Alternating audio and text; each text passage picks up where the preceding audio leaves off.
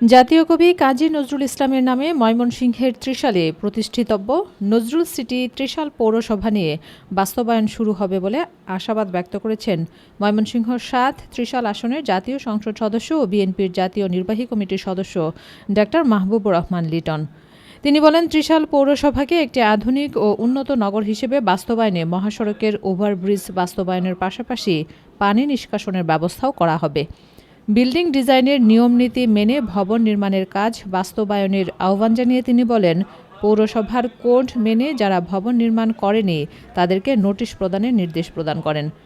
দ্রুত সময়ের মধ্যে পৌর এলাকার লাইটিং ব্যবস্থা মেরামতের নির্দেশ প্রদান করেন তিনি। পৌরসভার সকল কর্মকর্তা কর্মচারীদের যথানিয়মে অফিস করার আহ্বান জানান। যারা যথাযথ সময়ে অফিস না করবেন এবং পৌরসভার জনসাধারণ সেবা বঞ্চিত হয় তবে তাদের বিরুদ্ধে কঠিন ব্যবস্থা গ্রহণ করা হবে বলে হুঁশিয়ারি প্রদান করেন সংসদ সদস্য ডা মাহবুবুর রহমান লিটন।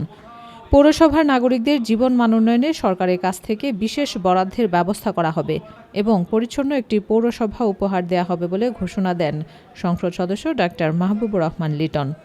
শুক্রবার বিকেলে উপজেলা পরিষদ সম্মেলন কক্ষে ২০২৬-২৭ অর্থবছরের উন্নয়ন কার্যক্রম বিষয়কে ত্বরান্বিত করতে ত্রিশাল পৌরসভার নাগরিকবৃন্দের সাথে মতবিনিময় সভায় প্রধান অতিথির বক্তব্যে উপরোক্ত কথা বলেন জাতীয় সংসদ সদস্য ডা মাহবুবুর রহমান লিটন।